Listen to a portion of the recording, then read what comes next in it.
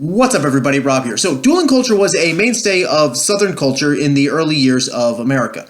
Gentlemen of the upper classes would settle matters of honor with highly ritualized duels, usually with pistols, and dueling was so commonplace that it was practically a stereotype. And while dueling was highly romanticized in later literature and movies and other forms of media, it was almost exclusively reserved for those of the upper classes, for the wealthy. But what about the lower classes? I mean, surely they had their own sense of honor. Well, yes, they did, actually. Unlike the upper classes, however, that had at least a veneer of civility, as you're trying to put a bullet through somebody as much as you can, at least under those circumstances, the lower classes dispensed with all of the pretexts and just, well, came up with something a little bit more primitive and brutal and disgusting and disturbing. So here we go. So without any further ado, here is a very, very brief look at rough and tumble wrestling, also known as gouging. So, rough and tumble wrestling has its origins in the South, most likely the Carolinas, as early as the 1730s. It spread westward, reaching as far as Missouri as late as the 1840s, and settlers from the South mostly came from the Highlands of Scotland, where combat and personal honor were a way of life. Arguments and slights against one's honor required a response, usually violent. This is in contrast to Northerners who came mostly from England and the lowlands of Scotland, who had a different educational system and had a certain set of Enlightenment values and were also heavily influenced by Puritanism. And these values included, but in no way were limited to, not ripping someone's eye out over a petty argument. And no, I'm not exaggerating about this. Don't worry, I'll get to that in a minute. Now, the Northerners, and of course the people from England and the lowlands of Scotland, did have combat sports, and they were oftentimes used to settle arguments. And these sports included pugilism, which would eventually evolve into modern-day boxing, and they had wrestling, which would eventually evolve into, well, wrestling, Greco-Roman wrestling. Now, these were formalized sports. They did have a certain degree of rules, and they had a certain, there was certain tacit agreement amongst the combatants that you wouldn't try to disfigure your opponent. For example, Abraham Lincoln was actually very famous in his hometown for being a wrestler. He was actually very good at it. He was a very tall guy, so, he was actually pretty big. Of all the presidents, it would be either him or Theodore Roosevelt would be the two I would not want to get into a fight with. That's just me. But in any case, yeah, I've never heard of any instance of Abraham Lincoln in all of his bouts ever ripping someone's ear off. In any event, the Southerners looked at these particular sports, the pugilism and the wrestling, and its, rules and, safety concerns, and they thought, you know what, let's get rid of all those and just have people go at it, no holds barred. So before I start describing what Rough and Tumble was all about specifically, I just want to give a little bit of a disclaimer here. Most of the accounts that were written about this were probably exaggerated or have a high likelihood of being exaggerated. They were written down by either Northerners or by Europeans who were traveling through the area, and they wrote down what they saw, and they might be exaggerated. They were probably so shocked by what they were seeing that they made it seem much worse than it actually was. Most of the Southerners in this particular time that would engage in rough and tumble or gouging were either illiterate. This was, again, a very poorly educated part of the world at that time. And they were either illiterate or it was such a commonplace thing they never really bothered to write it down. So mostly this comes from accounts from outsiders. So make of that whatever you will, but just keep that in the back of your mind. All right, so here we go. Now, like I said before, most gougers were of the lower classes. Trappers, farmers, drifters, and unskilled laborers were the most common types of participants. Now, bouts could be spontaneous with an insult exchanged, and boom, a fight commences. And they could also be planned out, like a gentleman's formal duel, meet here at this place at this time, and oh, by the way, we're going to be settling it with the gouging rules, or we're going to be doing this rough and tumble. In any event, they would be spurred on by inebriated witnesses, and the participants themselves would probably be inebriated as well, and there was overall just a general party atmosphere to all. Matches could be started for any number of reasons. In one incident, there was an argument over who had the faster racehorse. In another incident, a man claimed that there was another man who was too familiar with his wife. Exactly what they mean by too familiar, I don't know, but, that's what they said. It could be anything from the clothing that the person wears to a perceived insult or an actual insult, or just any number of, countless possible transgressions against one's honor and sense of masculinity. Now, before the match would start, they would be asked if they wanted to be settled by rules, for example, London prize fighting rules or pugilism, or to settle it rough and tumble. And of course, the most excitement would be generated by rough and tumble. Bets would be placed as to who would come out on top and, of course, how they would win. And it was just generally treated like a giant party. Now, once the time and place have been established, the rules of gouging are incredibly simple. there were no rules. Now, this is not early UFC, there were no rules, you know, their tagline. There really were no rules. Now, in the first UFC, there were actually some rules. No eye gouging, no hair pulling, and I think no biting, and I think groin strikes were frowned upon. I think that might have been UFC number 2 that they banned that. I'm not sure of the exact ruling, but there were actually some rules, and of course there was a referee to make sure that, you know, nobody died. In gouging, there is absolutely no set of rules whatsoever. Punching and kicking, of course, that's to be expected, but there was also grappling and throwing, like in a typical fight. But once the fight closed to grappling range, that's when things started really getting interesting. Now, we're talking like knocking your opponent to the ground and stomping on his head or kicking him in the head, soccer kick, like old school Pride style stuff, and that was just the beginning. There would be hair pulling, biting, groin strikes, and eye gouging, which gave the sport its names. Biting off of ears, nose, and fingers were commonplace, and there were even attempted, and some cases possibly even successful, castration of your opponent. Now, this wasn't a byproduct of the fight, this was actually the entire point. The point was not necessarily to defeat your opponent, but rather to disfigure and to cripple them. One of the most common attacks would be to rip somebody's eye out, and to do this, it would be commonplace for people who routinely engaged in this sort of thing, you know, pretty crazy individuals, to allow certain fingers, usually their thumb, but could be any of their fingernails, to grow to an extended length, about 2 or sometimes even 3 inches in length, and then they would be filed down to a sharpened point, which would then be either coated in wax to maintain its structure and to harden it. And I read about one particular case back when I was in college, so I don't remember the details exactly, and I don't remember the source exactly, so make of this whatever you will, you know, but there was one individual who let his thumbnail, one of his thumbnails, grow out to be about 2 or 3 inches in length, and then he filed it down to a razor-sharp point, and then he fire hardened it. And apparently he was one of, if not the most feared person within the local area, and for pretty good reason, as you can imagine. So, I have a case study here of a particular incident, and it involved a dispute between a Virginian and a Kentuckian. And I said earlier that there was a dispute between who had the faster racehorse, and well, it was between these two individuals. The Virginian and the Kentuckian both claimed that they had the fastest racehorse, so they raced their horses. But for some reason, and we're not sure exactly why, the results are inconclusive. How this sort of thing can be inconclusive, I don't know, but in any case, it devolved into a rough and tumble match. You know, again, insults were exchanged, and the two ended up fighting. The match started on their feet, of course, and they were trading punches and kicks, but eventually the Virginian got the takedown. Upon hitting the ground, he grabbed his opponent's hair, wrenched his head back, and then jammed his thumbs into his opponent's eye sockets. In what can only be the mother lode of an adrenaline rush, the Kentuckian somehow managed to roll his opponent off of him.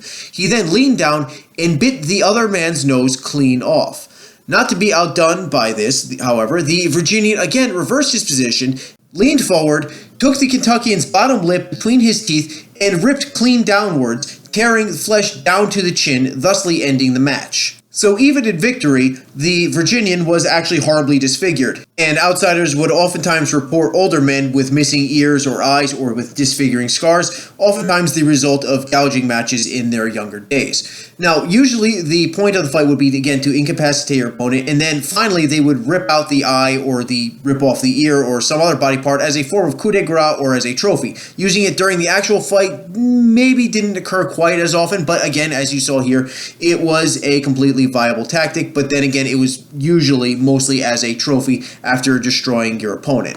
And though I know I spent the past few minutes talking about the no rules nature of all this, and generally speaking that was true, there was sort of a tacit agreement not to use weapons, although sometimes this was ignored and somebody ended up getting shanked. Also, usually, again, it was between two opponents, but sometimes other people would just join in, or sometimes it would just lead to just massive brawls with people just punching and kicking and, like, ripping each other's eyes out, just like massive, like, orgies of violence and destruction. So, yeah, while there was some sort of tacit agreement that would just be between the two opponents and that they wouldn't use weapons, these things weren't necessarily always followed, and, yeah, things can get pretty bloody at times. Rough and tumble fighting did spread westward and eventually reached as far as Missouri as the 1840s, but as time went on, it became more and more seen as a relic of a more barbaric and uncivilized time. Okay, so the question I'm sure you're asking is, what do I do if I find myself in one of these fights? Say, for example, I'm walking around, minding my own business, and boom, some sort of Outlander type stuff happens. I touch a standing stone, something happens, and I end up in the backwoods of America, in the 1700s, and I have to participate in one of these things due to some sort of social faux pas. Okay, the first thing I have to say is assume you're going to get cut. This guy's got a, like a thumb or any one of his nails, 1.5 inches, 2 inches, 3 inches long, and it's been fire hardened and wax hardened. It's basically the guy's walking around with a knife, and if you fight somebody with a knife, expect to get cut. So just keep that in mind. So keep your composure as much as possible. I know easier said than done, but just keep that in mind. Also, he might not even be directly going for the eye gouging or anything like that. Just, he's throwing a punch with a, a long, elongated, hardened thumb. It's gonna cut you up, and you gotta just keep that in mind. So the big thing I have to say is don't go for a one and done, okay? Don't go for like a big overhand right or something like that, because you're more likely to break your hand. I have a video on this about bare knuckle fighting, and if you punch someone in the head, you're very likely, more likely to break your hand than you are to knock that person out. It can be done, you can KO somebody, but I don't think risking a broken hand in these scenarios is really really a good idea. It's just not worth the risk, because the fight's not going to end. The fight's going to end when the guy basically is done with you, not when it's obviously you can't fight anymore. So risking a broken hand for these sorts of things, not really a good idea. And the human body is actually much more resilient than you think it is. Yeah, one punch knockout, the reason why we like them so much is because they're incredibly rare. One punch KOs are very difficult to pull off, and when they do pull off, everyone goes, oh man, that's amazing. It's because it rarely happens, and honestly, it's not worth the risk. Likewise, head kicks, I'm just going to point out, head kicks don't bother, just basically don't even bother with the head at all if you can avoid it. If you do, just quick little, short shots to, keep the guy stunned, like a quick jab, and then hit the body, something like that. But like, targeting the head with a major strike, not worth it. Generally, your strategy, I think, should be stick and move. Just hit and then move out of the way, stick and move out of the way. What you want to avoid as much as possible is closing with this person.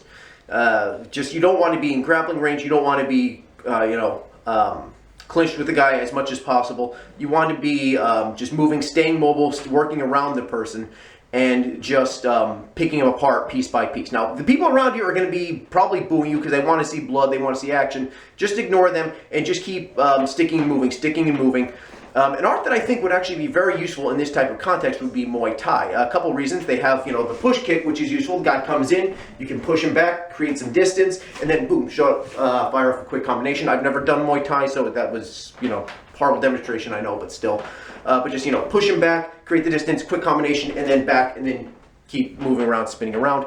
Also, the Muay Thai kicks, go for the leg kicks. They would be absolutely invaluable in this scenario. The guy comes in, and you can throw they don't use the quick snapping kicks. They have the big baseball bat type, I think they're called cut kicks. Anyway, like you just keep hammering away at the leg with your entire body weight behind it, and you slam, the thigh like that. Getting slammed in the leg like that really does take a lot out of a person, and it makes it harder for the person to shoot in for a takedown. So, you can't really, put pressure on your leg after it's been slammed repeatedly.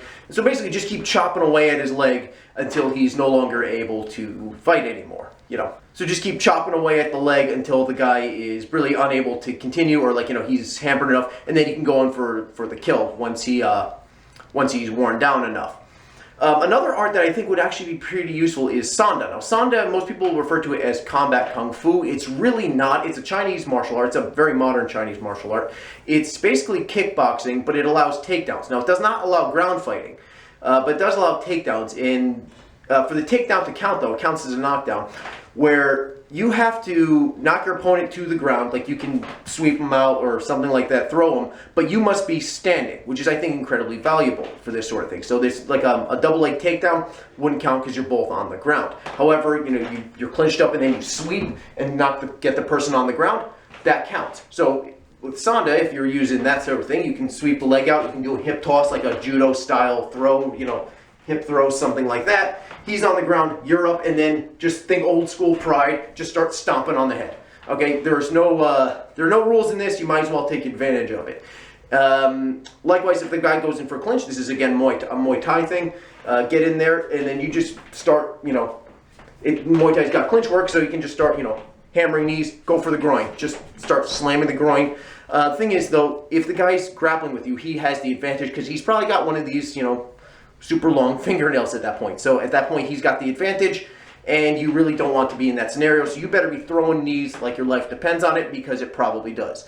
And also, if possible, use Control your opponent's head, move his head around, push him, create the distance, and then slam him, and then again go back to your normal strategy of sticking and moving, sticking and moving. I would say Brazilian Jiu-Jitsu, if it does go to the ground, would be incredibly useful. However, you got to be fast. You got to be fast. You got to be fast, because if it goes to the ground, that's basically their element. They're going to be trying, they're going to be clawing and ripping and tearing at you the whole time. And while you're trying to work for position, well, there goes your eye, there goes your ear. These guys going to bite you. Like, do you really want to be? Think about it. Do you really want to be trying to work a triangle choke with a guy who wants to castrate you and is willing to bite you, and put all that together? It's like now you're trying to work a triangle. It's like, yeah, no. So if you do get like, there's no ratcheting up the pressure. If you do get like somebody saying an arm bar, just snap the arm. Get a Kimura, just snap them, snap the shoulder out, whatever it is. Triangle, like I said, I don't think that's the best of positions given the scenario. But you know, hey, you do whatever you think is best at that point. Yeah, and also just remember, the rules also don't apply to you. So if it comes down to it, you can start biting. Just go full Mike Tyson to Evander Holyfield. Just. Oh, and some nasty stuff in there. There needs to be a bite almost. Holyfield is... Start ripping and biting and tearing at the same time too. So yeah, by all means do that as well. You know, he doesn't have rules applying to him. They don't apply to you either. So go ahead, go crazy, start digging your finger in the eye, you know, biting, tearing, and all that stuff. So really, that's just a few thoughts on this. You know, fight however you want to fight. You know, whatever works for you, hey, works for you. But, you know, that's just my opinion. Any case, that is it for the video. Please hit the like and subscribe button. The subscribe button is over here, I think. Wherever. Just find where it says subscribe and press that button. If you can't do that, well, you shouldn't be on the internet unattended. Any case, more videos will be coming out whenever I get around to it. And have a good day. Or don't have a good day. You're adults. Have any kind of day you want. See you later.